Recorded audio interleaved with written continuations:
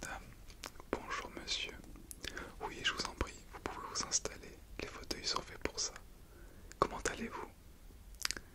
Oui, vous êtes un petit peu stressé, je vois. Oui, non, mais il faut pas vous inquiéter, tout va bien se passer. Alors, moi je me présente, je m'appelle Mickaël, je suis donc sexologue.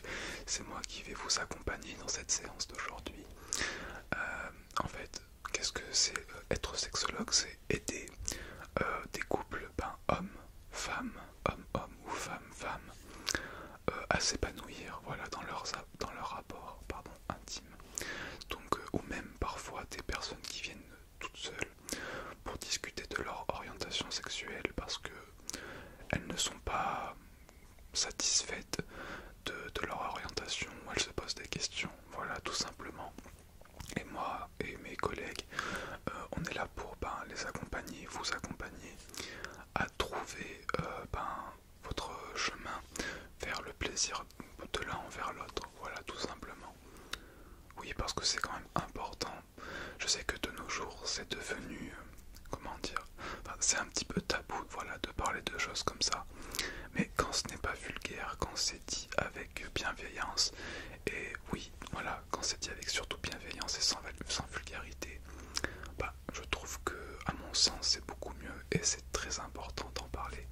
C'est pour ça que je pense que les jeunes, nos jeunes, c'est important de les éduquer pour qu'ils ne puissent pas faire n'importe quoi, parce que c'est quand même quelque chose de pas ordinaire, ce genre de choses, et il ne faut pas le banaliser. Je trouve que de nos jours, avec internet et tout, c'est devenu quelque chose de très banal, et voilà, et surtout pour la gente féminine de la considérer un peu comme un objet. Je trouve ça pas top, mais ça c'est un autre débat.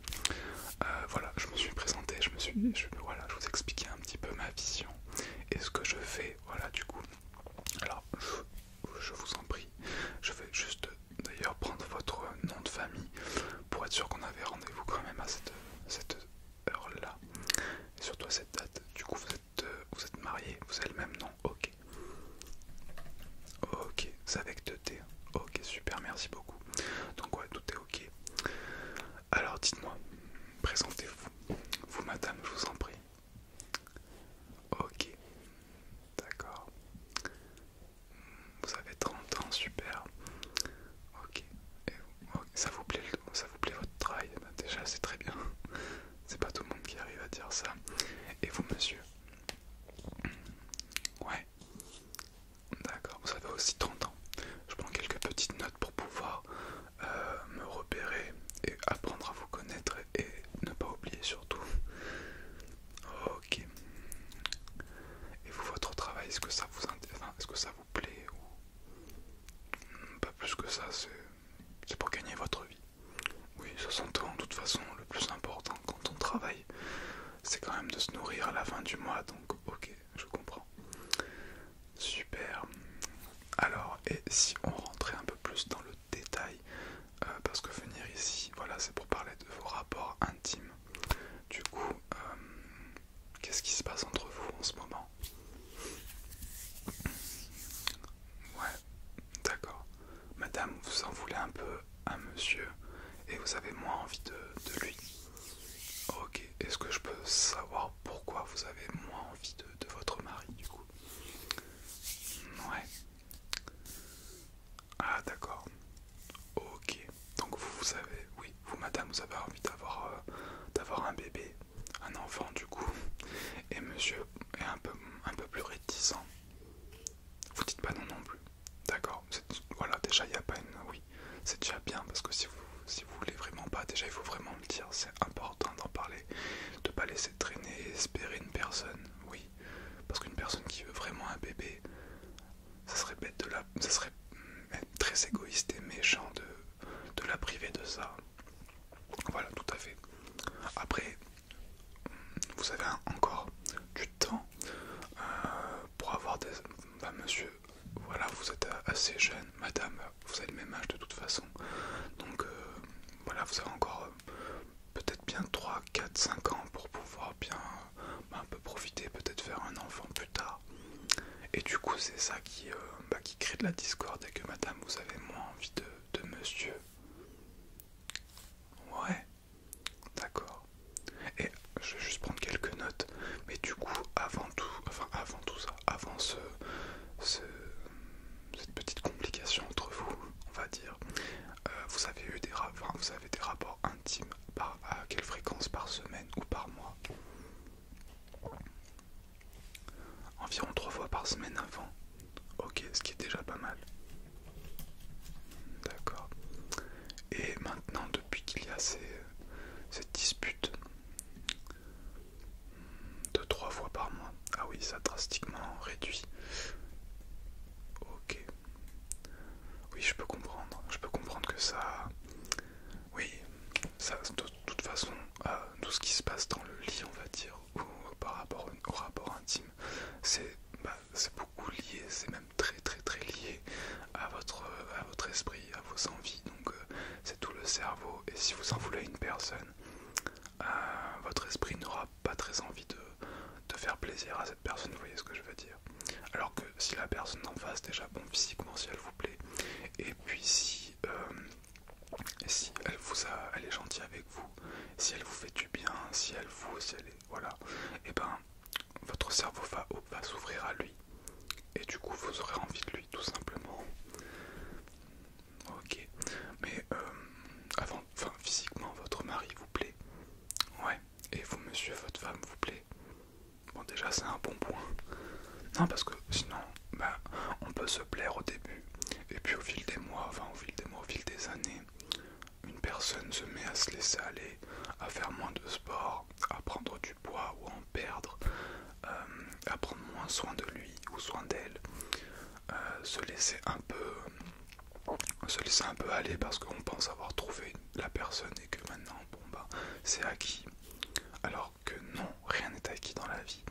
Il faut toujours se sublimer, voilà, j'ai envie de dire, pour toujours prouver à l'autre personne qu'on l'aime et qu'elle est importante pour nous. Mais je ne dis pas que si on se laisse aller, on n'aime plus la personne. Je dis juste qu'il faut quand même, dans son esprit, garder en sorte que rien n'est acquis et que toujours plaire, faire en sorte de plaire à sa compagne ou à son compagnon, c'est important. Voilà, donc, moi c'est mon point de vue. Est-ce que, à ceux à qui j'en parle et que je coach, me le disent au bout de quelques temps après que j'avais raison par rapport à ça. Mais après, c'est une manière de fonctionner. Il y en a d'autres que non, ils s'en fichent et leur partenaire s'en fiche aussi. Et du coup, ça marche. Parce que ils ne sont pas du tout dans cette optique-là. Voilà. Après, les années passent. Quand on a 20, 30, on est jeune. Quand on commence à avoir 50, 60, 70, le corps n'est plus le même. L'attirance n'est plus la même. On peut toujours aimer la personne, mais avoir moins envie d'elle physiquement. C'est logique. Enfin, c'est logique. C'est, comment dire, une personne qui a été, admettons, vous connaissez depuis vos 20 ans. Donc, à 20 ans, le corps est neuf, si j'ai envie de dire. Voilà, il est jeune. À 70 ans, il est moins jeune. Et du coup, c'est mon avis. Le corps est plus ridé, voilà, il y a plus, et le corps est plus usé après des années de travail, après des années de vie, tout simplement. Voilà, une vie. Voilà, je peux comprendre. Mais à votre âge, voilà, vous êtes en bonne forme tous les deux. Voilà, vous allez plutôt bien ensemble d'ailleurs. Donc il n'y a pas de souci à ce niveau-là. Mais le fait de se laisser aller peut donner moins envie, sexuellement bien sûr, à d'autres personnes.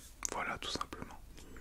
Mais rien n'a changé à ce niveau physiquement, tout va bien entre vous. Oui, voilà, vous vous plaisez mutuellement. C'est déjà très bien. Et du coup, vous, monsieur, est-ce que madame refuse de vous faire des choses, je parle au niveau sexuel, que vous auriez envie de faire? Non, pas spécialement. D'accord, ok, c'est très bien. Et vous, madame, est-ce que monsieur refuse des choses que vous rêviez? Non. D'accord. Déjà, c'est un très très très bon point. Ok. Hop. Alors, je note tout ça, hein, bien entendu. Mais n'hésitez